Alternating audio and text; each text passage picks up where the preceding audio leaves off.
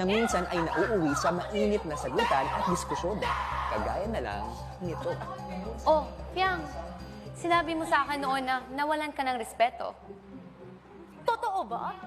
Hindi ka lang marunong rumispeto? Sabi mo, pagiging palangura. Sino bang mas ate sa atin? Sino bang ate sa atin na nagbabad finger sa harap ng camera?